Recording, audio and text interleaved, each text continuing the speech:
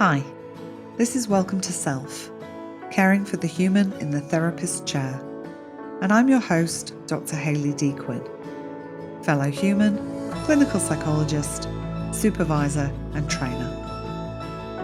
Welcome to Self is a place where you can come and learn ways to elevate your own care and compassion, a place to rest and be soothed, a place to remember that you are human first and choose the helping profession as just one of the roles in your life.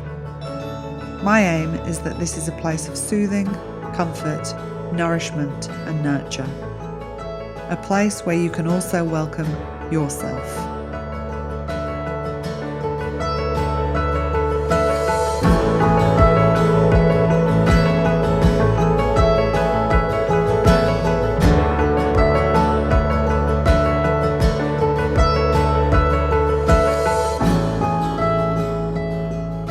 Hi, and welcome to another episode.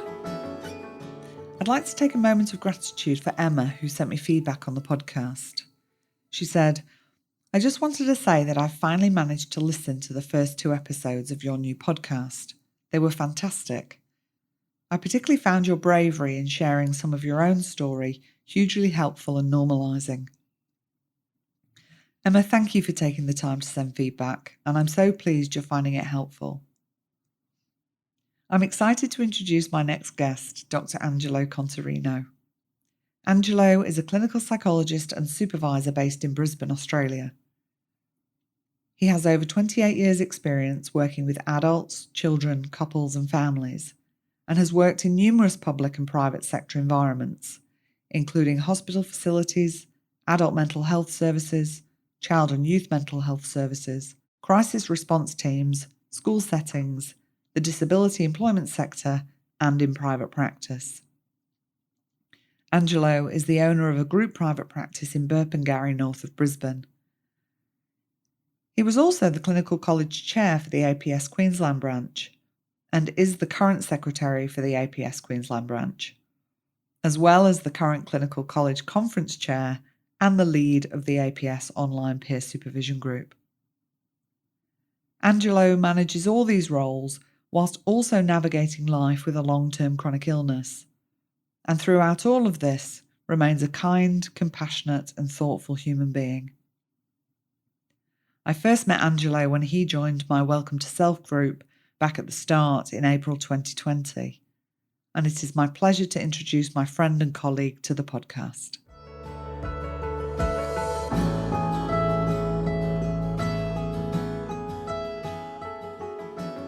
So hi Angelo, and welcome to Self. It's an absolute pleasure to have you here with me. Thanks for joining me this morning. Thanks, Hayley. I've been looking forward to this for quite a while, so I'm really looking forward to our chat today. Fantastic. So could you start with telling us a little bit about yourself and what led you to a career in the helping professions? Okay. Well, I guess to let people know a little bit about myself, obviously with a name like Angelo, I come from an Italian, to be more specific, Sicilian background. I'm married with another Italian by the name of Rosie, and we have 2 beautiful boys, Giovanni and Enrico. Well, I shouldn't call them boys. They're men now, you know, one's 24 and one's verging on 19. Yeah. I guess in terms of myself and my career, my mother used to work in mental health services and in the psychiatric, if you like, parts of the Royal Brisbane Hospital. So I used to hear a lot of stories over the years. And I guess, you know, the other thing that I would say is even going through your own personal issues, I guess, or life traumas or stresses spiked my interest in becoming a psychologist. So I guess they are the things that led me there. And then I've had a bit of a wealth of experience. So I've worked in adult and child and youth mental health services, both in their case management teams and in their acute care teams for crisis response type services. I've worked in a school where I was employed as the school guidance counsellor. And I've also worked in the employment sector where I was a clinical support supervisor and training manager for an organization called Max Employment, or Max Solutions. So I used to actually supervise the psychologists for Queensland, Victoria, and Tasmania. Oh, wow. So I've had a bit of a breadth of experience across a lot of areas. And over the years, I've really developed a keen interest in supervision and provided supervision in all of those settings. Now, for the last 3 and a bit years, I've primarily focused on my private practice as well. Yeah. You have had a wealth of experience, haven't you? Yeah. Lots of diversity. You have had and still have a lot of roles in your life, including many within the field of psychology. And like many practitioners, you also live with a diagnosed chronic illness. Mhm. Can you tell us a little bit about how this impacts you in your work? Okay, so I guess I'm a real believer in sharing and hopefully raising awareness for the particular condition that I have. So I've been diagnosed with a condition back in, it's quite a number of years now, probably 1997 or 8, Wow. Okay. with a condition called myasthenia gravis. And myasthenia gravis is an autoimmune condition that basically attacks your muscle receptors. So as a result of it, I ended up with weak muscles, fatigue, periods of double vision, a Yeah. thing called ptosis, where your eyelids droop.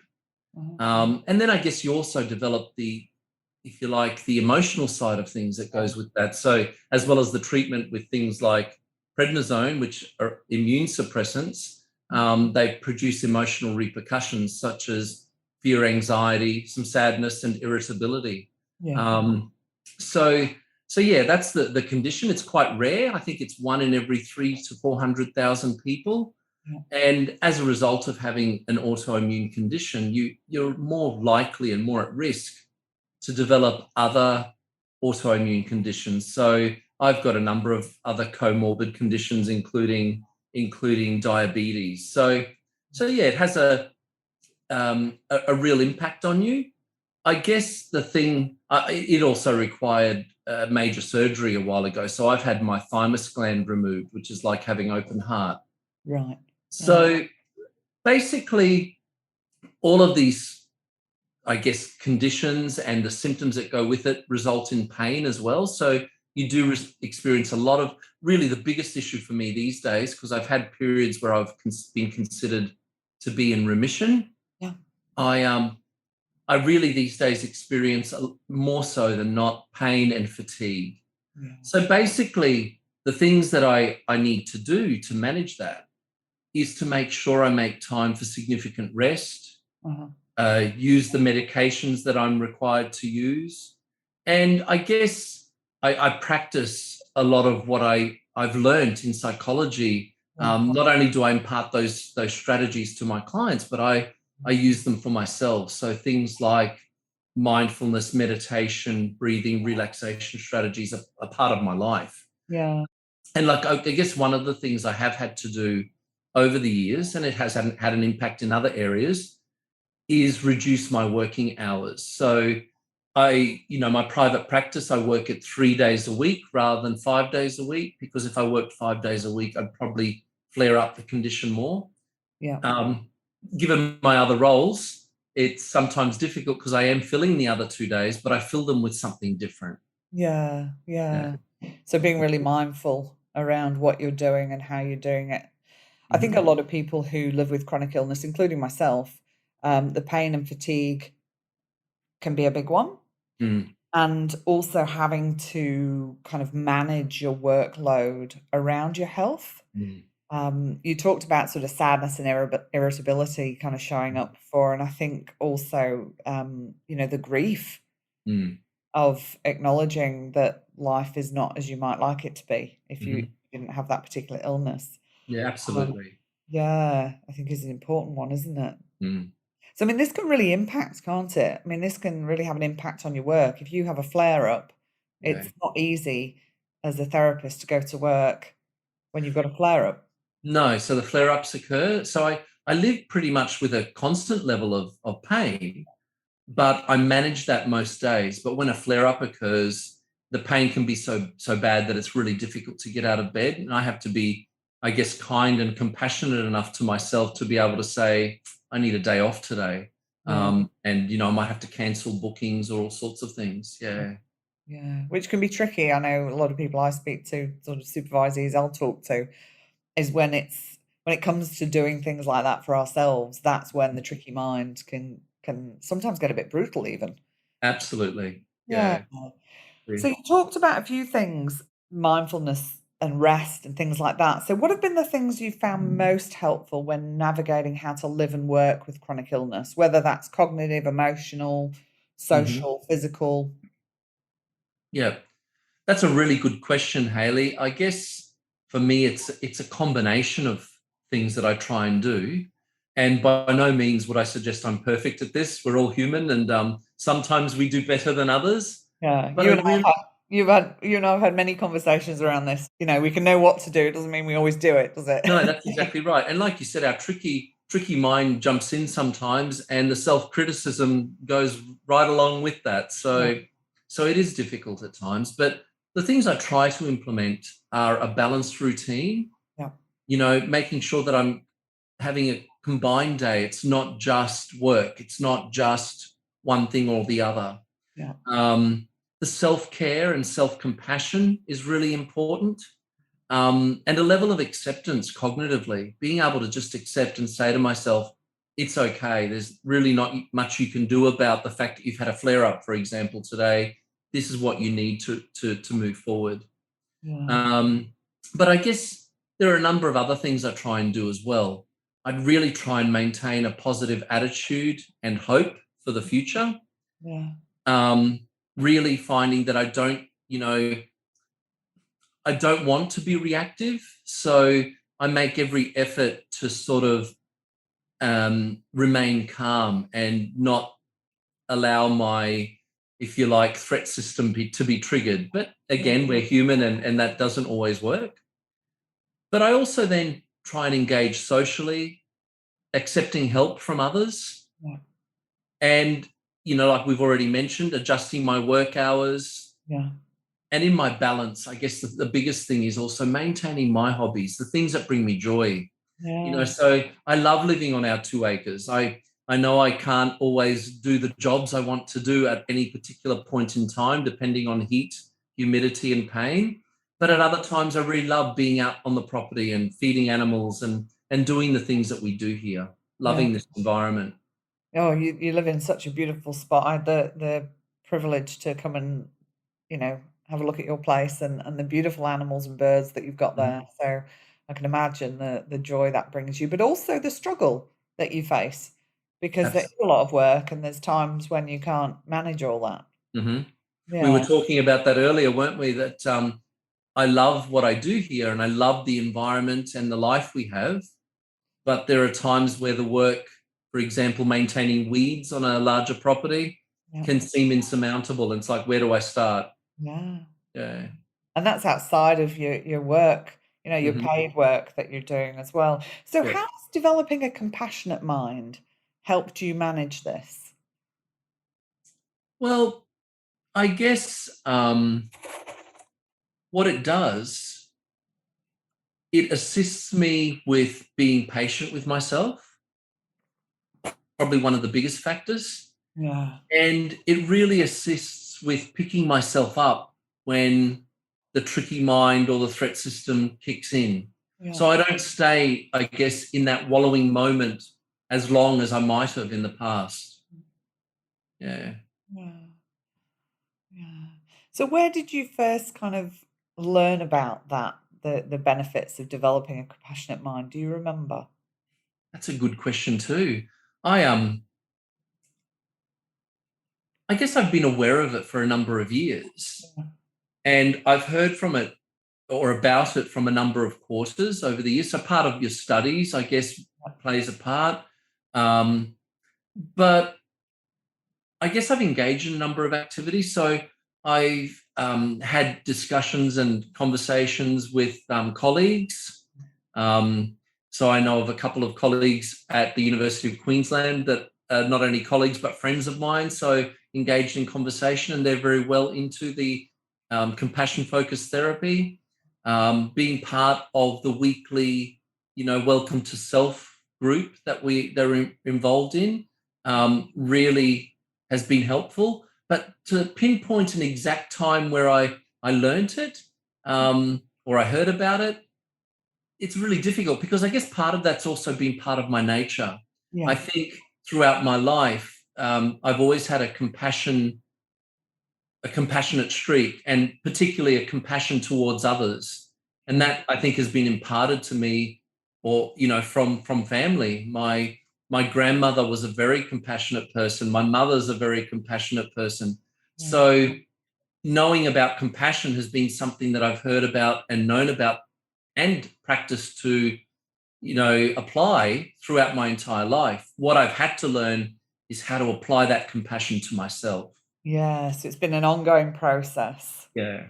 throughout your life, and Mm. then learning that actually it's not just about giving compassion to other people, Mhm. but actually turning it inwards and giving it to ourselves as well, isn't it? So, I mean, we Yeah. talk about the three flows of compassion: compassion to others, which is helping professionals we're very good at, compassion from others, and then compassion from self to ourself. What do you notice in relation to your health and well-being when you perhaps don't allow yourself to receive compassion from others or act compassionately towards yourself? I guess the biggest thing in those circumstances is the combination with my chronic illness, I guess, with the autoimmune condition. So if I'm not permitting myself to receive compassion from others or from myself, I'm more likely to experience greater flare ups, Yeah, greater pain. So when we're in threat mode, we know that our muscles are really tense. yeah, So when my muscles are tense, if I'm already in pain, the pain's going to get worse. yeah, Then I guess the other part is, there's the fatigue and the weakness and a level of emotional distress that goes with all of that. yeah, So again, the key really is trying to balance what I need to do, and I guess also realizing that I'm not perfect. yeah, So, and that no human is perfect. So I know I bring back to that, but when I realize and I acknowledge that I'm not perfect, it's sort of the same as, I guess, engaging with my suffering. yeah, And then when I'm engaging with my suffering, what do I need to do to actually help myself? So, yeah, trying to actually talk nicely to myself with a nicer inner voice tone, trying to validate what I'm experiencing and offer encouragement to myself, and then do what I need to recover. yeah, yeah. So That's those not allowing those moments, I guess, where I am being critical of myself to last as long. yeah. Yeah, you mentioned before, you've got all these skills that you've learnt, and we impart so much of this to our clients, don't we? Mhm. And I'll often sort of say to people, so what is it about the stuff you do for your clients that would be helpful for yourself? Mhm. Your clients are human and you're a human as well. So if we know this is all going to be helpful for our clients, how can we actually offer these gifts Mhm. to ourselves as well? And what difference might that make if we were to do that? Mm. And that's the struggle, isn't it? Because we spend so much time focused on providing these skills or these gifts to others and helping others. But then we get caught up in our tricky mind where we're telling ourselves, oh, I can't have time off because my clients rely on me, or because the practice is so busy, or whatever it might be. But the Yeah, reality is, and I've been a true believer in this my entire career, is we need to practice what we preach. yeah, And I really liked a quote that I heard recently, and it really resonated for me. I believe it was the Dalai Lama who said it most recently, but the idea that if I practice compassion for others without compassion for myself, my compassion is incomplete. Yeah. yeah. And so true. And if we don't allow ourselves to take time when we need it, then there's a chance that we can't long term be there for our clients anyway. Hmm. I Hmm. know for myself, when my health was at its worst, I got to the point where I didn't know if I was going to be able to continue being a psychologist. And it Hmm. was only through leaving the practice I was at and changing what I did, Hmm. reducing my hours, taking care of myself more, focusing on looking after my health, that I've been able to stay working as a psychologist and continue to have a thriving business. Mm. So it can be, we can get caught in that short term, but I need to be there today. And it's like, well, if you want to be there for the long term, maybe today is not the day to go. Yeah. I can empathize and validate that as well, Hayley, because that's sort of a process that I've been through as well. It really resonates with me, that idea that, I needed to change how I was doing things. Otherwise, I couldn't sustain this work, which is, again, I don't, in a sense, I don't consider it work. It's something I love doing. So I really didn't want to give up what I was doing that I love. And I hope I do well. But I needed to find another way of doing it so that I could maintain doing it well. Yeah. And you mentioned earlier that you have different roles. You do 3 days in private practice, and then you have different roles. How important do you think that diversity is as a psychologist, particularly as we move further into our careers and as we, dare I say it, get a little older? For me, I think it's very important. It's invaluable. I think I couldn't sustain just work, and not that I don't love working with my clientele, but that's not the only thing I love. Yeah. So, I love imparting knowledge. So I'm really quite pleased to be part of, for example, the APS supervision training team. So being able to train supervisors is something I love. I love supervising psychology students and registrars, those sorts of things. So I'm making sure that I diversify my work.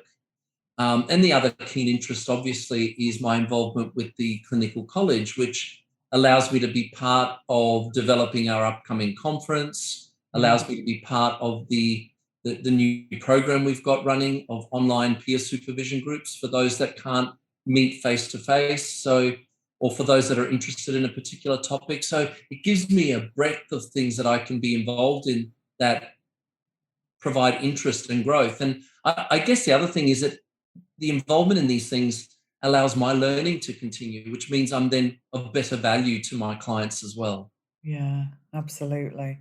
And I think you might have already answered this in what you've just said, but what do you think it is that continues to motivate you to keep doing so much? Because you wear a lot of hats. You and I have had this conversation before. Yeah. And I wear a lot of hats, Angelo. Yep. So what? And I remember you even saying, what's in it for you almost, because you can be careful. I think you have to be careful that you're not just doing it because of a sense of duty to do it. Yeah. Yes, I want to give back to my profession, but it's more than that.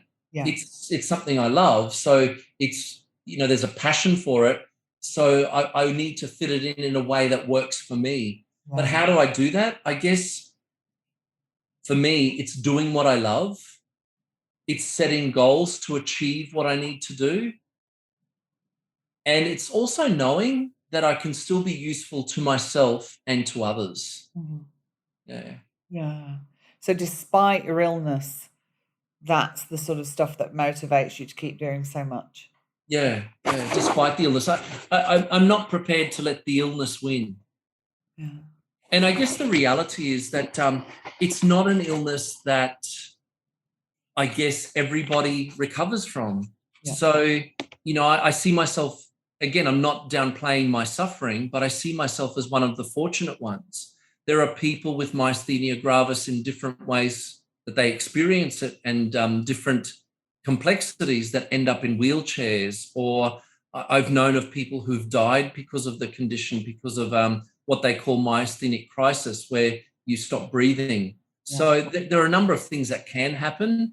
I guess my attitude is one, well, I'm going to live my life and I'm not going to let that happen. Yeah. So live your life and be aware of when you need to sort of take it a bit more slowly. And absolutely. Add in rest and sort of be a bit more gentle with yourself. Because I think there's a risk. I think you walk this kind of fine line, should we call it? I think there's a risk that people can get caught up in, I need to push through this. I need to live my life. I can't let this illness stop me. And that's almost being in like a fight with your illness of like, well, I'm going to win this one. You're not going to win this one. And Yeah. I think it is that fine line of how can we accept our chronic illness Yeah. and live a full and meaningful life.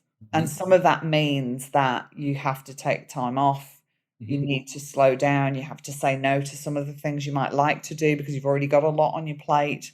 So I think, yeah, it's important that we kind of acknowledge that, I'll always say, management of chronic illness is not a cure. Mhm. That's Yeah. right.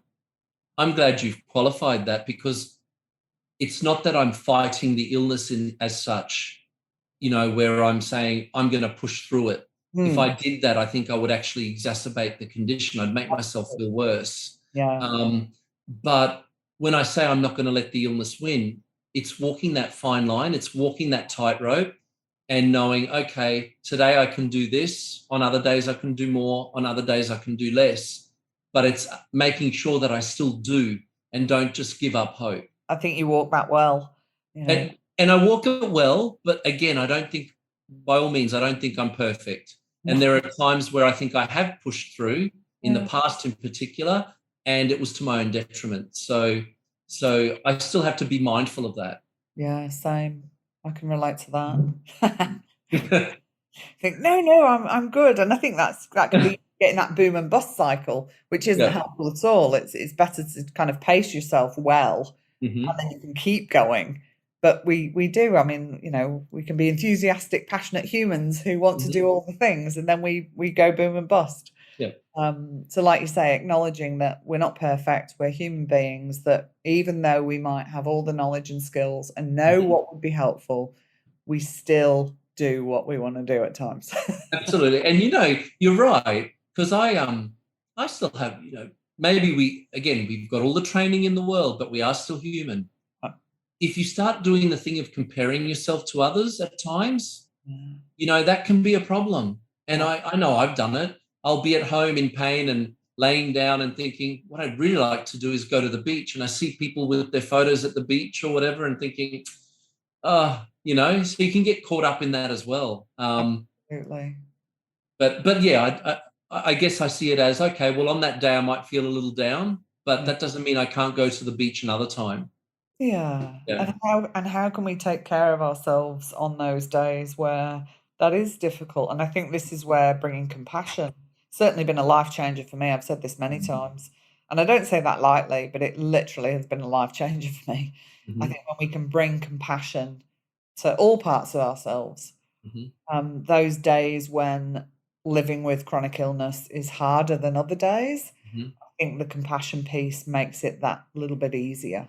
Yeah, I agree. I'd add, imagine how powerful it would be. And that's why I think we've got to keep striving to impart compassion, because imagine if everyone on the planet was able to live that compassionately. Mm, What a powerful movement that would be.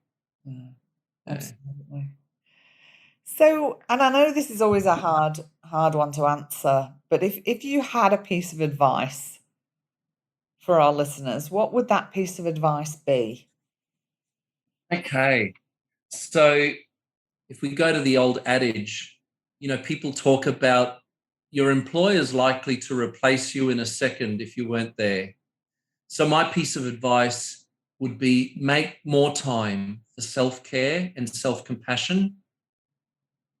Um, Past stresses might have been a trigger for things. So as a result, do what you love. So Yeah, do what you love and make time for self-care and self-compassion, because if you can't do it for yourself, the likelihood is no one else is really going to do it for you. yeah, They yeah, may be compassionate towards you, but they can't actually live your life for you. yeah. And I think acknowledging, you and I both come from a privileged position, Mhm. um, and we have had the opportunity to, I guess, design our lives the way that best serves our health. Mhm. Not everybody is in that position, and I guess some people do have to keep turning up every day so Yeah. that they can, have enough money to pay the bills, Yeah. pay the rent, whatever it might be. Yeah. I think Um, we do need to acknowledge that. I think that's extremely important. But I guess, also remembering that all of us will go through different struggles along those lines along the way anyway. Yeah. So reducing my hours has meant, for example, I know we've had this conversation before, making it harder to pay bills, to pay off the mortgage, which in my earlier days, I might have thought I would have had paid off by now. Having said that, I also feel blessed that, I did have choices I could make, whereas others have less choices they can make. Yeah. So I always think when we think about that, wherever we're coming from, is thinking, what is the smallest thing I can do to take care of myself and be compassionate? And it might not be that people can, completely rearrange life. I certainly feel very privileged and grateful that I could make the changes I made. And I'm really aware that not everybody can do that. But what is the smallest thing? Always coming back to what is the smallest thing that I could do to take better care of myself? Whether that is, if you are at work, asking if you could have a chair that's more comfortable for you, or, making sure you get up and move your body. I know for me, with my illness, if I don't move enough, I get very stiff and very sore. So little things like that, even if I've got to go and do these things that are hard for me to do, what can I do to help that? Would staying hydrated help that? Would making sure that I'm eating, and not sitting at my desk eating, but taking a bit of a break, slowing down my breath and actually soothing my nervous system. Would that be helpful? But coming back to what is the smallest thing? If there was only one small thing I could do to take care of myself today, what might that be? Yeah, I'd agree with that too. I think, we don't all have the capacity to change large things, but we do have the capacity to change small things. Yeah. And for me, even that idea of slowing my pace slightly so I'm not darting mindlessly from one thing to the next and taking a deep breath every now and then is one thing I can do to maintain self-care. Yeah. Well, so this is a question I ask everybody that comes on the podcast. And I'm always curious as to what people's answers are going to be. So if you could meet your 80-year-old self, what do you think he'd say to you? Okay. That's another very good question, Hayley. I guess my 80-year-old self would say to me, always remember to take care of yourself along the way. And in that way, you're going to prevent illnesses being triggered or flaring up. And I think I'd say to myself, good job. You did your best and you didn't expect perfection. Yeah. You're a work in progress, and you've still got more to learn. It like a fine piece of art, we can keep building on a fine piece of art, and we've still got a lot to learn, and that's okay. It's okay to be who you are and keep learning along that journey of life. That's beautiful. I often think to myself, not always successfully, but I think, what could I do today that my 80-year-old self would appreciate me having done? And that might help me kind of, drink more water, or because these are the things I really struggle with, is drinking enough water and getting out and walking enough. So I try and sort of think, what would 80-year-old Hayley appreciate me to do today? But like I say, it certainly doesn't always work. That's certainly something I continue to struggle with, despite knowing that those things would be good. But I think that's lovely. And also, you're doing your best. You're not perfect. We're never going to be perfect. But we can do our best. And that's okay. Doesn't matter if it's not perfect. No. Takes a lot of pressure off, doesn't it? When we can acknowledge that we're human, and all that means and all that comes with. Fantastic. So finally, if people want to find out more about you or get in touch, can they find you and engage with you and your work? And I'll put links on the show notes for people to find you. But what's the best way of The best way to contact me would probably be, again, there'll be phone contact numbers and emails. But if they were to go to my website, so it's cccpsychology.com.au, and the website has all of my contact details on it. Fantastic. And I'll put that in the show notes. It's been an absolute pleasure chatting with you this morning. I hope you go on to have a lovely day and take care of yourself in the way that I know you do so beautifully. Thank you for coming on. Thank you, Hayley. It's been a really great pleasure. Like I said, I've been looking forward to it, and I'm really glad we did this. I'm grateful that we were able to do this together. So thank you so much, and have a wonderful day too. My absolute pleasure. Thanks. See you later. Bye. Thank you for sharing this time with me today. I hope your time here was helpful and supportive. If there has been something in this episode that you have found helpful, I invite you to share it with another person you think might benefit. I'd also love it if you'd like to leave a review wherever you tune in. Reviews really help to increase awareness of podcasts, meaning I can spread helpful information more widely. All reviews are welcome and much appreciated, as I know they take time out of your day. Music and editing by Nissa Ray. Thanks, Nissa. I wish you all well in your relationship with yourself, and may you go well and go gently.